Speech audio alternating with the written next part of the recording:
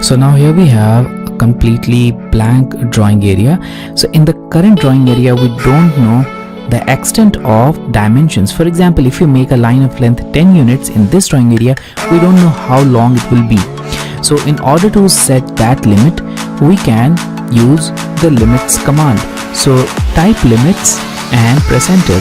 So now this will prompt you to specify the lower left corner, which is 0, 0 in this case.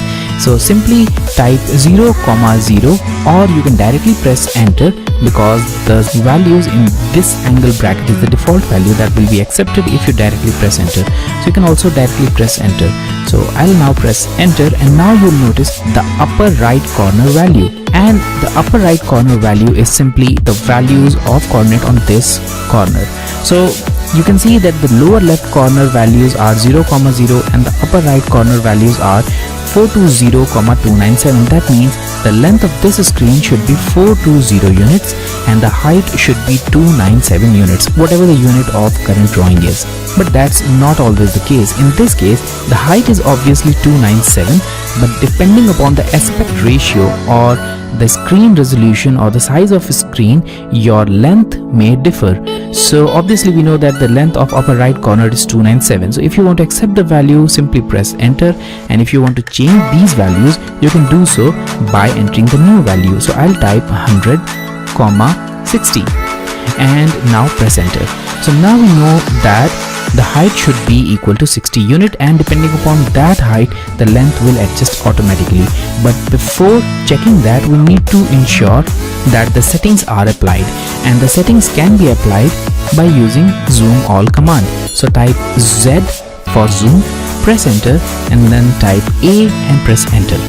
Now the settings are applied. So let's make a simple line. I'll go to this line command, and we'll learn about this line command later on in the next module. And now click at a point somewhere close to this bottom point, and now make a straight line of length 60 units and press enter. And you'll notice that the length of this line is equal to 60 units, which we have already set in the limits. So now we know the limit of this current screen, which is 60 by almost 100 or 120. Now we also need to know the unit of the current drawing, and for that you can check the display unit by clicking this application button, selecting the drawing utilities, and from here select the units. So now you can see the display unit or the units which will be displayed in the drawing area from this window. So right now the length has decimal type here, which you can change to architectural. If you want to see it in feet and inches, you can see the sample output here, and I'll change it to decimal again. Now here we have the precision. So currently the precision is set to 4 decimal places. You can change it to 2, 3 or whatever value you want. So this will not change the actual precision, but it will only change the precision of the values which are displayed on the screen. So I'm changing the precision to 2 places, and now the insertion scale, which will be the scale of external geometries which are inserted. It's set to mm. You can change it to any of these units, whichever you want. So you can change it to inches, you can change it to feet or something else. So I'll keep it at mm. And here we have the angle type, which is set to decimal degrees. You can also change it to degree, minute, second, grades, radians or surveyor units. And here also we have the precision, which I'll change to 2 decimal places. If you want to reverse the direction of positive angle, you can click on this clockwise checkbox. So the anti-clockwise direction is generally taken as positive in AutoCAD, but if you want to reverse that, you can click on this checkbox to make clockwise direction as positive.